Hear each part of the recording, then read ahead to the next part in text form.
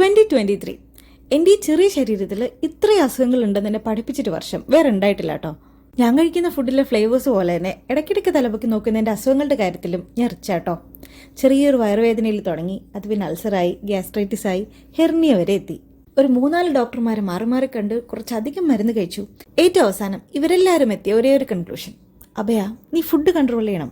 അങ്ങനെ കണ്ട ഡോക്ടർമാരെല്ലാം കഴിക്കരുത്, അല്ല കൺട്രോൾ ചെയ്യണമെന്ന് പറഞ്ഞ ഫുഡിന്റെ ലിസ്റ്റിൽ ഞാൻ നോക്കിയിട്ടിപ്പോൾ എൻ്റെ അമ്മ വീട്ടിലുണ്ടാക്കുന്ന കഞ്ഞി പയറും പിന്നെ പുട്ടും പഴവും മാത്രമേ ഇല്ലാത്തതായിട്ടുള്ളൂ. എന്ന് വെച്ചിട്ട് ഇപ്പോൾ അത് മാത്രം കഴിച്ച് ജീവിക്കാൻ പറ്റുമോ? ഇടയ്ക്കിടയ്ക്ക് എന്തെങ്കിലും വെറൈറ്റി ആയിട്ട് കഴിച്ചില്ലെങ്കിൽ ഞാൻ എന്നെ തന്നെ ചീറ്റ് ചെയ്യുന്ന പോലെ എനിക്ക് തോന്നും. പക്ഷെ എന്നാലും അസുഖങ്ങൾ വരാതിരിക്കാൻ ഞാൻ മാക്സിമം എന്നെ കൊണ്ട് ചെയ്യാൻ പറ്റുന്നതൊക്കെ ചെയ്യുന്നുണ്ട് കേട്ടോ. എൻ്റെ ഓരോ വീഡിയോ കണ്ടിട്ട് എൻ്റെ അമ്മ എന്നോട് ചോദിക്കാറുണ്ട്, നിന്നെ കൊണ്ട് എങ്ങനെയാണ് ഇങ്ങനെയൊക്കെ പറ്റുന്നതെന്ന്. എല്ലാ ദിവസവും ജോലി കഴിഞ്ഞ് വന്നിട്ട് എൻ്റെ ഓരോ വീഡിയോ ഇങ്ങനെ സ്ക്രോൾ ചെയ്ത് പോകുമ്പോൾ അമ്മയുടെ അപ്പയുടെ മനസ്സിലൊരു ചോദ്യം ഉണ്ടാവും, ഇവള് നമ്മുടെ മോൾ തന്നെയാണോ? അപ്പോൾ ഓക്കെ, നെക്സ്റ്റ് വീഡിയോയിൽ കാണാം.